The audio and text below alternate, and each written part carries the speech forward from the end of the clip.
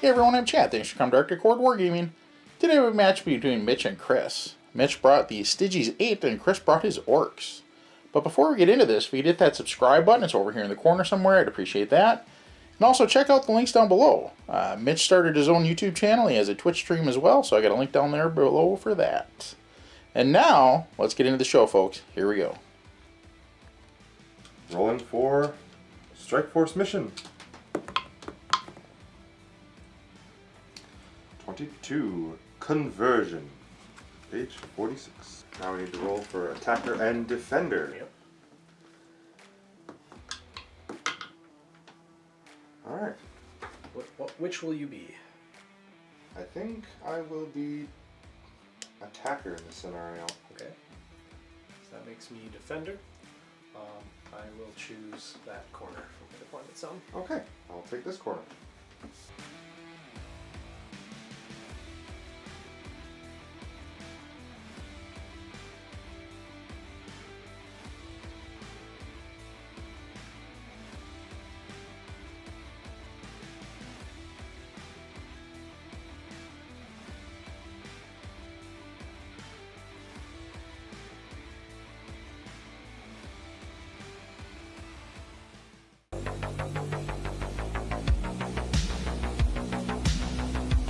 Hi, it's Mitch, and we're back, and I am playing my Ad-Mech today, Forge World Stygies 8.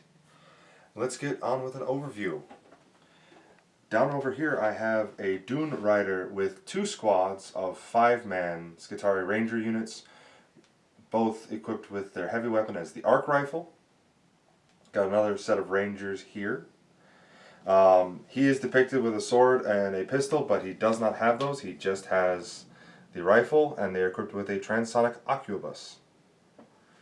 Got a set of 6 sulfur hounds down here, and they are as kitted as they can be. They are WYSIWYG'd. Down over here, just a little south, is the Raiders. They are equipped with a little squad of 3. The Archaeostratoraptor. The Ogren Dune Crawler with its Cognis las cannon. My Tech Priest Dominus hiding behind the rune there, set up with a Phosphoenix and Relic. His Relic is the Phosphoenix. He has his transonic, or not transonic, his Eradication Ray, Beamer.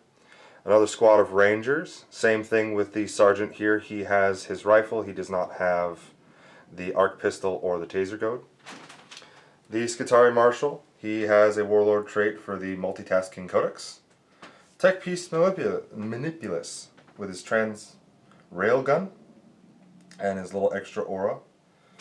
We've got the Sicarian, hope I'm saying that right, Sicarian Ruststalkers, thank you, sitting here.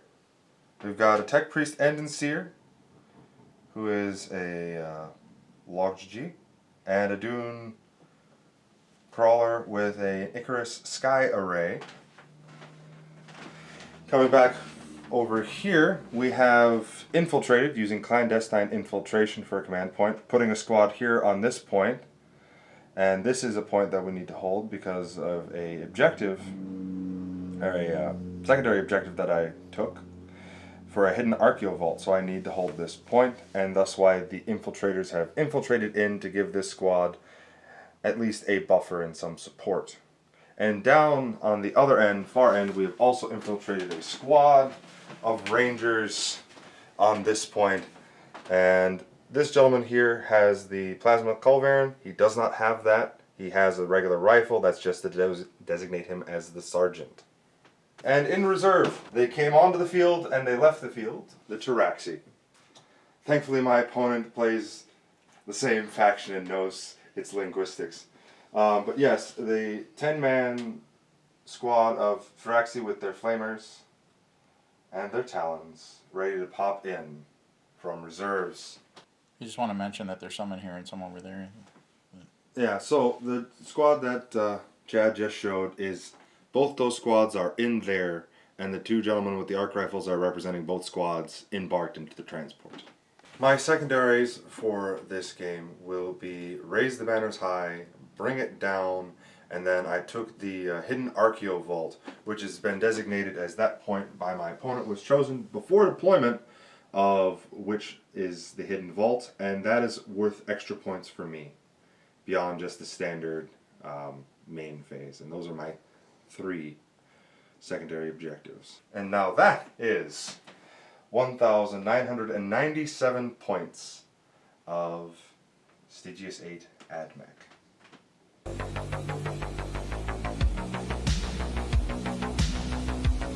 Hi, it's Chris. I'm back today with my Orks, leading a speed WA. Running them as evil sons today. And take a look at how I deployed here. So we'll start on the right side. So back behind some building cover, we've got a 6-man squad of Storm Boys with a Boss Snob. A squad of 10 boys embarked inside of a truck that have taken the Truck Boys Specialist mob, so they will be allowed to disembark after the vehicle moves. We have a Shock Jump Dragsta, which I've taken the Gyroscopic Whirligig custom job on, which just removes the threat of any mortal wounds when it does its teleport ability.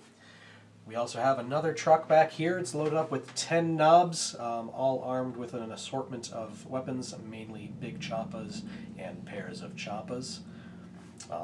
Further back in the corner we have our Daka Jet, paid for the extra super shooters, and that's it. So it's got 6 super shooters on it. Coming back over this way, we have a squad of 2 Megatrax scrap jets, just as they are, no upgrades. Along the middle line here, we've got a squad of 6 war bikers, plus a Boss Snob with a Power Claw. Another squad, exactly the same loadout, 6 of them with a Boss Snob and a Power Claw. In the middle of them is our Beast Boss on Squigosaur. He's been given a couple of upgrades via stratagem. He's got the Art as Nails Warlord trait, which will give him -1 to wound against him, as well as Res Mecha's Reda Paint relic upgrade, which will be adding +2 to his movement characteristic, and he will cause any enemy units in engagement range with him to fight after any other units in my army have fought. At the back here we have my Warlord. It's a War Boss on Warbike. He has been given Dakilla Claw relic, as well as Brutal But Cunning Warlord trait. In front of him we have a unit of custom Booster Blasters, 2 of them. They have been given the Specialist Mob Pyromaniacs, which will be making their Burna exhausts roll max shots every time. And then finally we have another truck loaded with 10 boys. Nothing special about these guys, just a Knob Leader with them with a Power Claw. And here are the occupants of the 3 different trucks. We've got the 2 10-man squads of boys. Doesn't particularly matter which one are the truck boys, I know which one they'll be jumping out of. And back here, the Knob squad, ready to smash some faces. For my secondary objectives, I took Engage on all fronts, Grind them down, and Retrieve Nachman data. And that is my deployment. Alright, rolling to see who's going first. I will take first turn. Alright, here we go. Orks, turn 1. Alright, and so, pre-game, I am doing my canticles and my imperatives. I have chosen the Bulwark Imperative, which has limited my Raider's movement by 3 inches, but has increased the save characteristics of all of my Skitarii units. And then Solemn Shroud for all of my Tech Priests. Not that they're in threat, but right now the other ones aren't. But the other ones will be more useful throughout combat. Did you do any movement? The only ones that moved were the Raiders here. The minus of 3 inches to their movement when they can only make up to a move of 3 inches. They don't move anywhere. They need to save more than they need to move. Fair enough. I was thinking, like, if you butt up here, Uh-huh. you get a save, but the second, like, you're up here invisible. Like, if I'm sitting down here and you're sitting across there and you're trying to shoot this squad, they'll get the benefits of being in heavy cover as long as they're touching the side of the steps. Light cover, you mean? Heavy cover sorry. is the one that's melee save. Right, sorry. The light cover, because they're pretty much like all that's popping up is the Yeah, head. it's the head. Yep, it's like they're behind a wall. Yeah. Yep, that makes sense to me. Okay. And then once you're on the platform, it's no cover. Right? Yeah. Yep. Okay. Unless you're literally in the building, of course. Yeah. And then as far as the other things go, Basically, we're just doing this as for vehicles and whatnot. Just count the vertical movement Yep. and over it and down, because I've got crawlers, hovercraft, and he's got Orks. Yeah. They don't pay attention to physics. There's stairs everywhere. We just ramp it. and same thing with that. Yeah, pretty much just you have to move up the vertical to cross it, or go through or around. Yeah. Fair enough.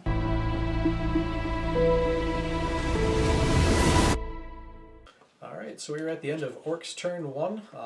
Pretty successful turn overall, I would say.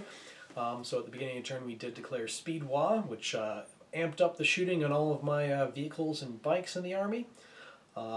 We basically moved right up to the middle of the board front that the Ad-Mech established with their forward deploys, and just smashed into them with a bunch of shooting and a little bit of melee here. So in the corner back here, we did have the shock jump dragster teleport into the corner, and he took some shots at the Stratoraptor flyer over there.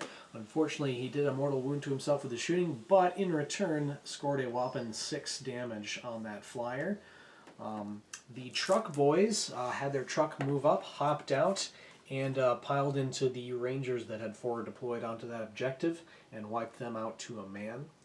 The bikes over here poured a bunch of fire into the raiders that had moved up to try and support the rangers. Not quite wiping them out, but I scrounged up some shooting elsewhere to peel off that last one, so that squad got wiped as well. The Daka Jet took a little bit of damage off of the Sulphur Hounds there, but they weathered the fire quite nicely, only losing 1 model and a wound beside. Over on this side, I would say it was definitely our big win.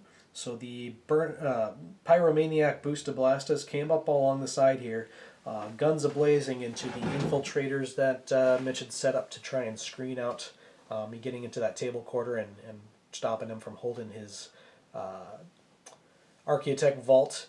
And they just wiped them out in one go with those flamers, and fantastic shooting for the rivet cannons, leaving the war bikers free to polish off the rangers with some shooting. So that objective is totally unoccupied. Besides that, I had a truck move up to try and block off this lane into that same table quarter, keep his Sulphur Hounds from coming through there. And the scrap jets did a little bit of shooling, taking out a couple of rangers up in the ruins there. And that was the end of Orcs turn 1. I did score 2 points on a great gauge on all fronts for being in 3 table quarters.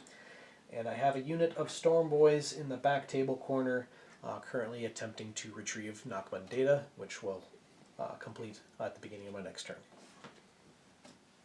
And we have 4 confirmed unit kills for Grind Them Down this battle round. Okay, here we go. Ad-Mech, turn 1.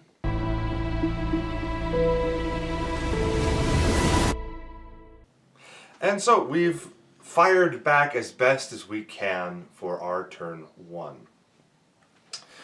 We moved the Stratoraptor up over here, and it opened fire with its stubbers into the squad, killing a couple of the boys over here holding this point, and then fired the rest of its heavier weaponry into the truck, luckily killing it.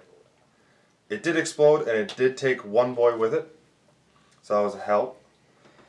The Sulphur Hounds moved over this way, fired what they could. They got 2 and wounded another. Didn't do much beyond that. They failed their charge because I wanted to get them in there.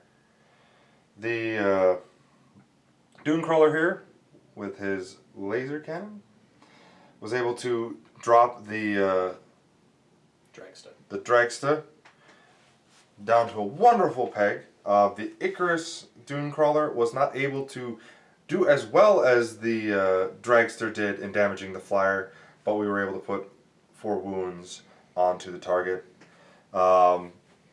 Squad of Rangers fired into the boys, killing a couple more of them, and this squad fired into the... Hang on, which one? So this squad down here, right next to all the next one. The next one, Yeah. these boys up here shot into the bikes. They're able to take another one down to make it 3, and then Morale took the other 2, leaving only the knob remaining. And we fired off with the Dune Rider over here to nothing. To the resound of it didn't do a wound. And that is how the board sits at the end of turn 1 going into Orcs turn 2.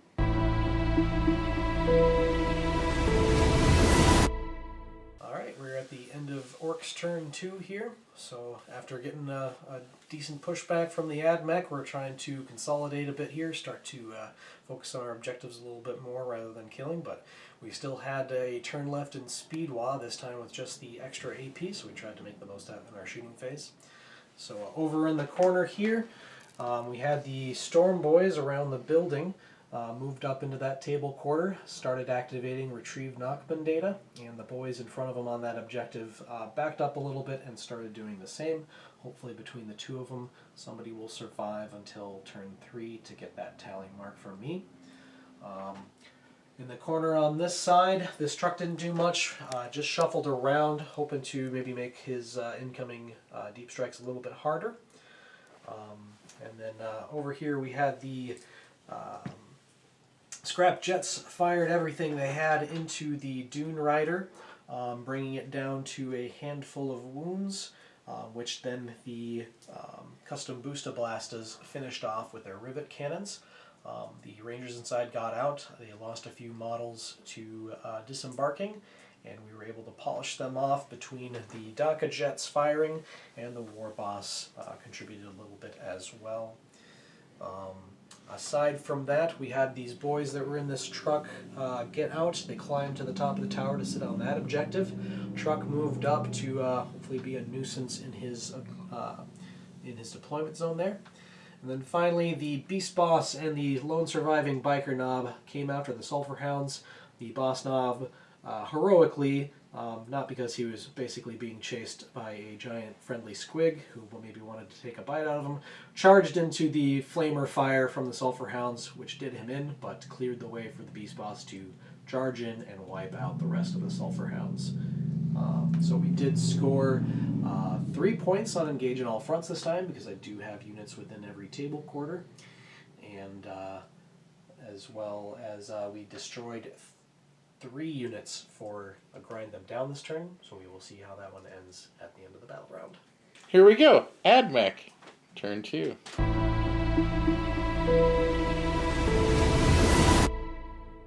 Melodramatic turn 2 for the Ad-Mech. We are running on fumes. I still have the Batman, the Taraxi sterilizers in reserve.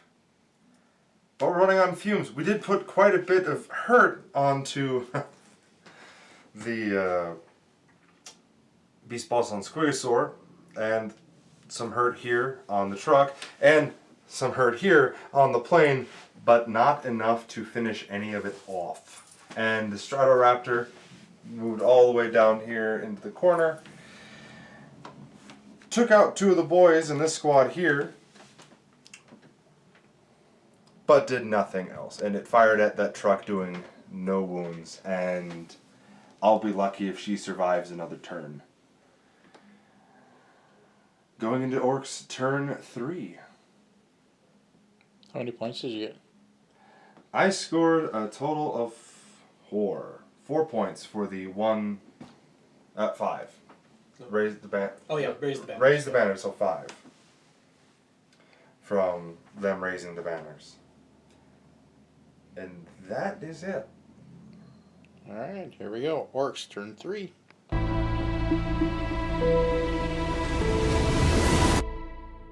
Alright, we're at the end of Orcs turn 3. So we are just looking to close out any options Mitch has left as far as scoring here. So with that in mind, we were looking to clear out, or basically control the board, keep his birds from dropping into useful places, and then hopefully mop up the last few units on the board that could easily score. So in the middle here we had a grand old melee where the boys up in the tower came down and the storm boys jumped out from behind the building to just smash all those rust stalkers to pieces, which they did handily. Back in the corner here, I was really optimistic between my scrap jets, which turned around, and the mech inside the truck that we'd be able to take out that Archaeopter. Unfortunately, the scrap jets totally whiffed, and the mech was only able to take 2 wounds off, so unfortunately that thing still has 2 wounds left, and he's just going to go ahead and Machine Spirit Resurgent that again next turn, so it's acting like nothing ever happened. Over on this side of the board, though, we had our left flank start moving up to Pressure's deployment zone. We managed to clear out the remaining Rangers in that building with the Daka Jet fire back here. The bikes and the Boostablastas combined forces to take out his Skitarii Marshal, who was standing proudly there on the platform. But when it came to the melee on that side, our Beast Boss bravely charging in to try and take out 2 characters at once on his Manipulus and Dominus there.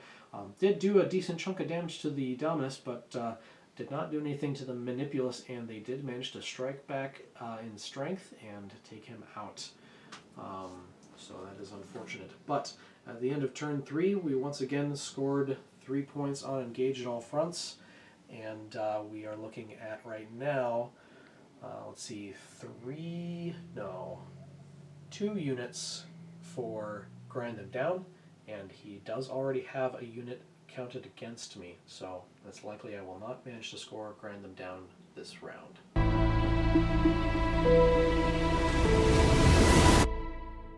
And we had the most successful shooting phase so far. Yeah, we were able to garner 6 points from Bring It Down. We were able to take down not 1, but 2 trucks and the jet that has been haunting us this entire time.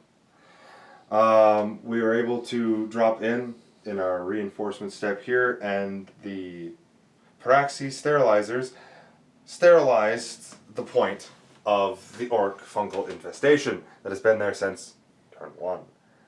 And also scorched what remains of their brothers. But that is the last bit of gas I have. I don't have enough points to pop in and knock down the Orc tide.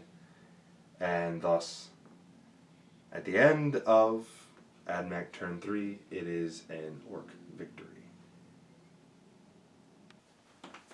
Good game.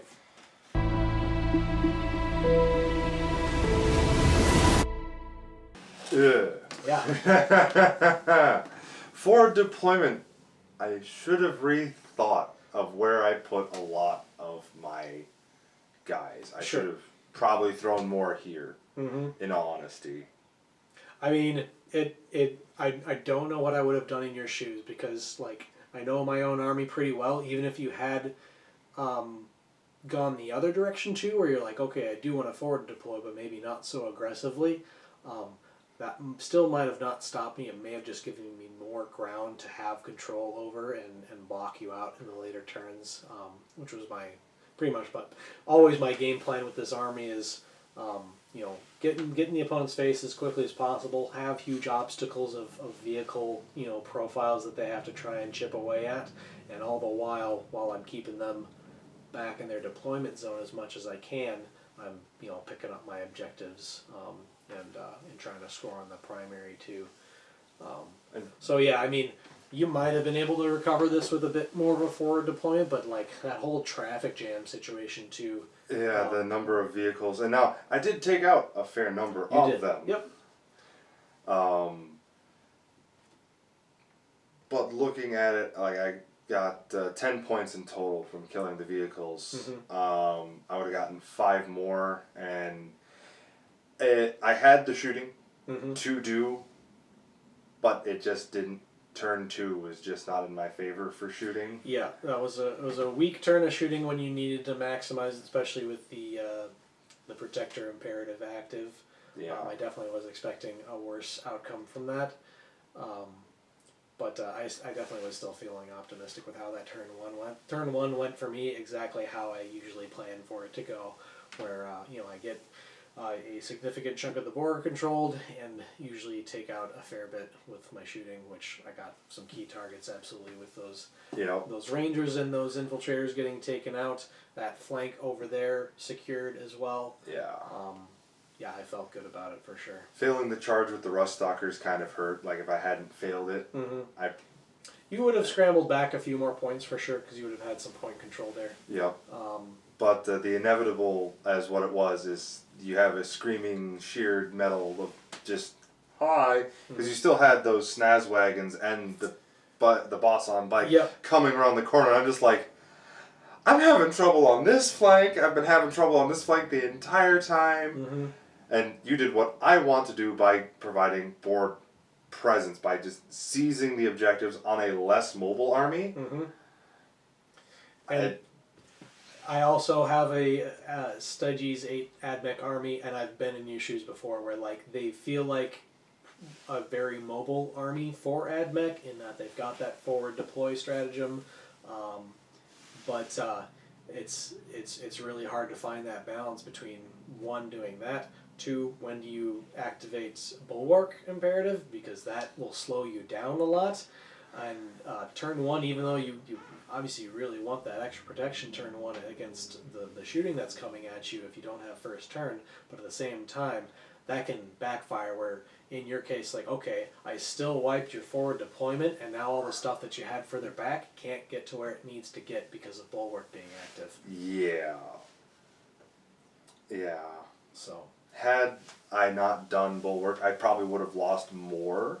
quite possibly. But I could have moved the Rangers up, still within 3 inches holding that point, but kept you off of it at least for a turn. Yeah. But yeah, I mean, it was a fun game. I always enjoy playing my Orks. It's they're the love army. yeah.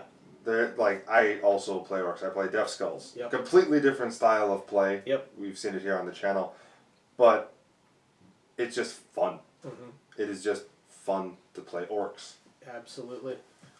That's one thing I've definitely been enjoying in 8th and 9th edition now is Orks they've done a good job of getting Orks, even if they're not always the greatest army, at least have fun playing them. They feel fun to play. 7th edition was a dark time. I did not enjoy playing Orks. I picked up Orks in 9th. Yeah. 7th edition was a very bad time. We couldn't do a lot, and that was the height of the age of Orks should just roll dice and not care what the results are. Well, random weapon strength, all kinds of weird shenanigans. But I've been playing them since 5th edition, so I'm here for it through thick and thin anyways. So yeah, and looking like through the armies that I do have, my Orks, it would just be Orks fighting Orks, which would be fun. But it's one of those where that's an entirely different playstyle with a Morkodot sitting back there like, okay, where can I shoot? Right. I have plenty of big targets that this cannon isn't a waste anymore. Yeah. And Deathwing does not have the mobility, has the teleportability, has the durability, but would have probably a hell of a lot of trouble with the heavy vehicle list. Yeah, this board was really interesting to play on too, just because playing an absolute parking lot of an army, keeping traffic lanes open is always a problem. I did kind of find myself scratching my head on my war boss, who, thanks to the model that I use, has quite a big footprint. You can't always fit in through places, so he was I was mostly just trying to keep him protected, I suppose. But the booster blasters as well too. I really would have liked to have driven them up closer towards the middle because I wanted to get those flamers to bear on something again after they took out those infiltrators early on. Would have been great to have those, getting the dudes in the ruins out, threatening your little knot of guys before the vehicles. But Yeah, the truck block that I did kind of also prevented me from doing that. And by the time I moved it out of the way, I already swung around this way with them. You were kind of against it a little bit from the beginning too, though, with the corner deployment. Yeah, Kind of set it up a little. Honestly, I actually liked that a little bit better because it put him in the same situation where. I don't have I don't have. It's easier for me to flank him that way. Even though he had the forward deploy, he couldn't do that with his entire army, and I had confidence that I would be able to seize both flanks and box him into that corner. And then I've got 3 corners, so I'm consistently keeping engaged on all fronts every turn, and then of course primary objective play from there was. And the only thing, simple. Like we were talking about it in game, to where I do not care for the shooty chickens. The lance chickens are fine, but had I had and liked using the shooty chickens, even now, they would have been a great help here. I probably would have had a lot more firepower to take on the vehicles, and I wouldn't. Probably still would be stuck in where I was, but I probably would have had some of the chickens spread out through my deployment zone to have a better cone of coverage. But it didn't have that. I also got to say I was very pleased with the Beast Boss taking all that fire. Oh. Because that turn, I was like, we talked about it too right after that turn, but you splitting your fire between that Beast Boss and that truck, that's exactly what I would have wanted you to do, because it kept them both alive for that turn. And yeah, some of that shooting, like some of the ranger shooting that you threw at him, I was expecting to go at my bikes, but you were dead set on taking him out, and there's only one more thing I could have done to build him tougher, which was instead of the speed relic, the relic makes him go faster and gives him that forced fight last. He can take a 5-up feel no pain relic instead and just be absurdly hard to kill. But he was already hard enough. Yeah, to kill he was him. already hard enough. Absolutely. That's why I like to take the other relic instead. Like, well, he can take it. I do run a beast boss as well, but I generally don't give him any relics. I just leave him plain and let him run. Yeah. And he runs with the squig hogs and a knob on smash a squig. Yeah. I think at the very least, hard as nails is a great thing to stick on him, because that -1 to wound is a T7 model. It's nice. That -1 to wound. Had you not had that on there, I know that he probably would have been dead through the shoot. Sure, absolutely. But that -1 to wounding, just like the little additions to the characters, especially big characters like him, even though he went up and got an extra 30 points in the newest update. Yeah.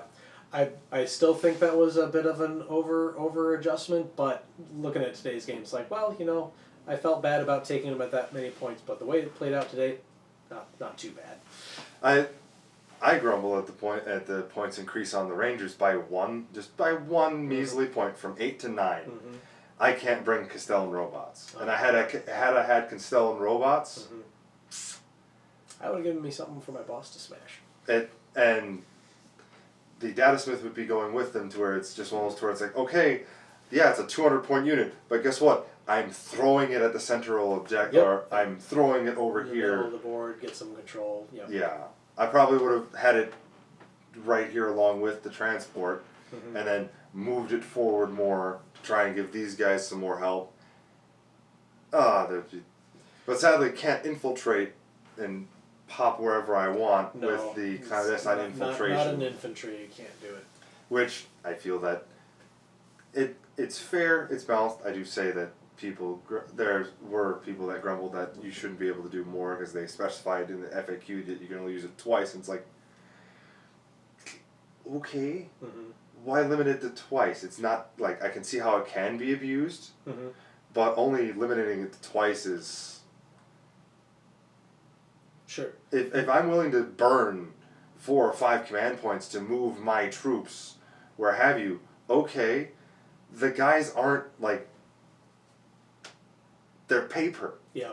They are paper. They have a 6-up involved and a 4-up armor save, which is, yes, it's very good. But they're T3, and it's just like, it's dead. Yeah. speaking of deployment hijinks, I guess pick your brain a little bit because I wasn't able to completely kind of figure out what you were thinking with it, but your idea behind the birds going into reserves, because obviously they can go into reserves on their own. So I only have to assume your idea was to play mind games with me, set them up, and then pull them after I've reacted to their deployment. But you did them last. And I did them. right away. I sat there and I brain farted. I should have put them on first. Yeah. I put them on super aggressive towards the center, Mm-hmm. like I did with the flamers, which I should have done, because then it's like, hey, bikes, flame. Yep, yep. And then had them popped up in their roost and start burning things from there. But I just had an entire brain fart because it's just like, and pull them out, and then it's like, do do do do do do do, shit. I also kind of, again, with my own Ad-Mech army, I'm always fighting on what to do with those guys, if they should be deep striking or are they better off on the table, because, again, like we were talking about, like mobility for this army, for Ad-Mech in general, is a little bit of a problem. So having those fast-moving birds And can work. I mean, I say it can be a problem for them unless you're packing like 18 raiders. Yeah, that one thing I would like to get is another set of 3 raiders, just to have 6 raiders and 6 Foss rounds. Yep, yep. But yeah, the sterilizers, they're great, and it's one of those to where figuring how they work, because you do have the ability to just be like, and you're up. Yep. To where once they've accomplished their mission or they can burnt through, Yep. pull them up. Now, granted, I can't do it the turn they came down. They can't just zoom back up. It's like if they're on the field, there's already a terrifying of, that is 9 flamers if they're a 10-man block. That is 9 flamers saying, hi, are you going to die? Right. They can be quite good for this new Nachman data mission too. If you brought like a group of 6 of them, yeah, and then you do deploy them turn 1, you keep them back somewhere where they're probably not going to get shot at too easily on turn 1. They Nachman data on turn 1, and then they pop out on turn 2, and then they'll be able to come back in turn 3, like in like an opposite corner or something, if you've been able to, you know, and then open that up for them. Yeah, and the same with the infiltrators. Yep. Have them peel off, Yep. and then bring them back on. Yep, for sure. But yeah, it was a fun game, and played well. Yeah, I gripe, and hindsight's 20/20, but I like losing in this manner because, okay, I can learn from that. Yep. If you continuously win doing the same thing, you don't learn anything. Right. You can win 100 games doing it the same way. Now I gotta throw 3 dolphin sounds in there. Yeah. Apologize, it's family friendly. It is family friendly. It's hard to not believe your own hype if you just continuously win. Right. And losing hard, I guess, is good, because then I know what I need to work on. The Nachman data, I can make that work, because then I can strip 4 of those guys off and then throw something else in the list for points wise. Peel off some of the infiltrators. Maybe I can afford to get another dune crawler on the field with another neutron laser and start having some more heavy firepower to counter some shit. Because Tau. Yes. I've watched the battle. You've fought the Tau. Yeah. I've seen battle reports of the Tau, and it's just like, I'm under threat. For us as Ad-Mech, like, we're a bit better than the Guard. And, like, Guard are shooting. Like, that's kind of shooting, and they also do the same thing I was doing with my army today, where it's like we've got so much heavy vehicle profiles to chew through. If you're not optimized for that, or we'll be able to take advantage. We'll use those chassis to block movement. We'll use them to control objectives. Yeah. But Tau wouldn't have any problem with that. No, Tau, like, the battle reports I've seen of just, they melt armor like butter, and it's just one of those where it's like, I do not yet have an accurate response. I'll wait for a couple months and then you'll get nerfed. most likely what's going to happen is their rules aren't going to change, their weapons aren't going to change, they're just going to get pointed into oblivion. Sure. So, Sean, if you're listening, what Mitch is saying is that he wants to play you in a game, so we'll figure out a time for that. Okay, then I'm bringing my Deathwing. I'm bringing the 40-man blob back. I'm sure he would. Because that's the only... Out of my armies that I have, that's the only one that I know will have a durable chance of survival in the shooting phase. Well, cool. Do you want to mention anything about your streaming? Yes, last weekend I started streaming Warhammer Total War 3. You can find me on Twitch as Atlas Chief. That's Atlas, ATLAS, _ Chief, CHIEF. And you can find me there. I also have a YouTube channel. It's archived. Basically, Twitch only lets you have the videos up for 14 days. I'm putting the recordings on YouTube for posterity. So if you want to go look back at last weekend's streams, and we've got this weekend's streams, well actually this will be from the long distant past when that airs, but pretty much every weekend, Friday, Saturday, Sunday, I'll be streaming when I can. Right on. So you're saying on YouTube it is on the same... Same thing, but capitalized. On the Atlas and Chief _. Okay. And we'll have a link down below if you guys want to check that out. Good game, guys. And thanks for coming to the channel. And like, share, subscribe, hit the bell, join the Horde, and we will see you in the next one.